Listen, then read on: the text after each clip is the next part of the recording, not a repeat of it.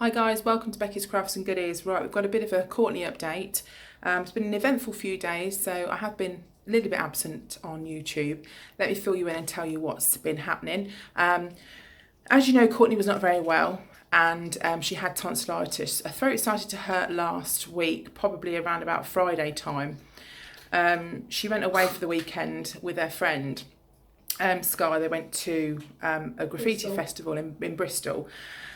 She rang while she was there, said she didn't feel very well at all. So she was due to come home on the Monday and I booked her a GP's appointment on the Monday.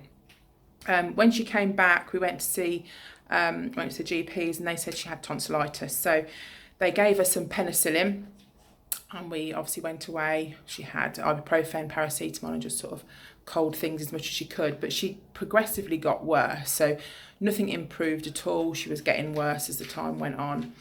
I was staying in the room with her through the night, on going in and checking, making sure she was all right. It was getting to a stage where her throat was like virtually closed up. She couldn't eat, couldn't drink. So they went to the out of hours doctors on the Thursday. They did wonder if she had a quinsy, in the throat where your throat's closed up, because it was literally, there was no room in her throat at all. She couldn't breathe, she couldn't sleep, she couldn't talk, she couldn't eat. Obviously admitted her. There was no improvement for the next day or so. She's actually been in this Saturday now, so she's been in for 3 days.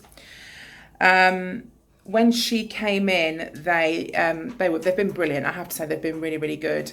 When she was in an A&E, the ear, nose and throat doctor came down and he put a camera down her nose just so he could look in her throat. And he thought at that moment it was glandular fever. So what they did blood tests. They've done lots and lots of tests, but apparently the glandular fever test takes a little while to come back. So it was just a case of hanging on for that. But all the doctors that have been to see Courtney, they believe that obviously started with the tonsillitis and it's moved on to glandular fever now. So as we stand, she's had some really, really bad nights. I stayed in the hospital the first night, the Thursday night. Carl stayed last night, which was the Friday night. And the doctors have been around this morning to see her. She's been having IV fluids because obviously she can't eat or drink. They've given her steroids, antibiotics, because they wasn't sure if what she had was viral, and do you see what I mean? Like sometimes the antibiotics don't work if it's a certain type of thing. So they've kind of been covering all bases because she was that bad. The painkillers have been liquid painkillers because she couldn't have anything. Her liver and kidneys are really big as well. But the doctors have been around this morning, and once she's finished drinking the drink that she's got and had a little bit something to eat, because she actually started to eat yesterday for the first time. She had like half a plate of macaroni cheese, didn't you? And then she had a tiny bit of yogurt, and she had a little bit of you had a little bit of lunch, a little tuna wrap, didn't you, as well? So the food's starting to go in, the drink's starting to go in. So once she's got to a certain point, finished her IV drip, she can have the cannula out and she can go home. So yay! So I'm going to turn the camera around now and we'll show you Courtney's room. She's got a really cool room on her own. She was in a room in a bay with 4 people. She's just trying to eat her sandwich at the minute, and she's just too soon. She's just pulling a face. It's been dreadful for her, bless her, it really has. So I'm just going to show you her room now. Okay, so here we have Courtney. She's on the road to recovery now. Let's show you this spray. She's been having this Difflam spray, and that's been helping to have that just before you had something to eat and drink yesterday, didn't you? And it did start to work. She's got a tuna wrap today, which she's looking at. Had a little nibble, but you give up with it a bit. So there are fluids. You've had quite a few bags of these, haven't you? Yeah, I've been on constant fluids since she's been in. But they're really good in here because they actually feed a parent as well. So what have we got here? We've got a tuna wrap, got some carrot sticks and the food and a yogurt. Yeah, so the food's actually been quite nice. But she's got her own room, if you can see. And it's even got a little bathroom and a shower in it as well. Oh yeah, you had another blood test this morning. I got work at 7:45 having a blood test. Having a blood test. But hopefully, well, being home, you can't beat being home, can you? So she's had the tonsillitis and the glandular fever, and it's just going to take a little while now to recover. But she's got a couple of lovely get well soon cards there. We've got one from Chloe, that one there, and another one there is from a friend of ours called Linda, and she sent a get well soon Courtney card with a little Paulie teddy bear on. So thank you to Chloe and Linda and Lewis and Alfie as well for the card.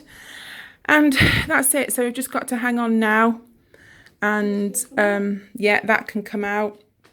I think your fluids are, if they stop for a second, I don't know if they're still coming through. Can I show you this row or something really cool, please? Go on then, I dread to think. Oh, go on then. Okay,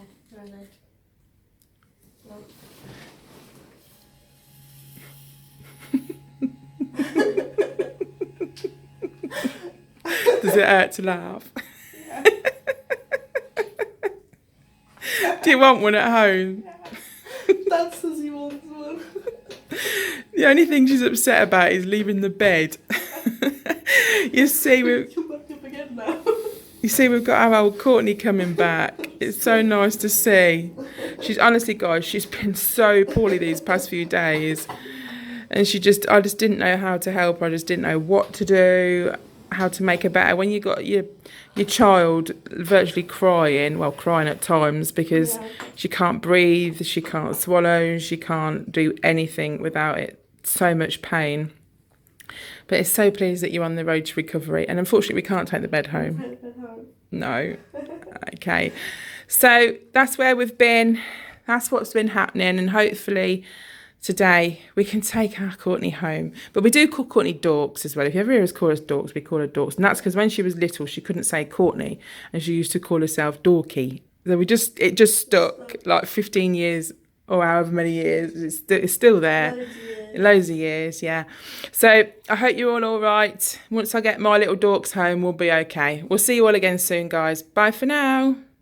Were you brave? Yeah, I think I'm very brave. It came in at 8 in the morning, are you ready? I went like this. Right. 8 in the morning, this man comes in, he goes, give me your hand. Oh, right then. He goes, try and find a vein.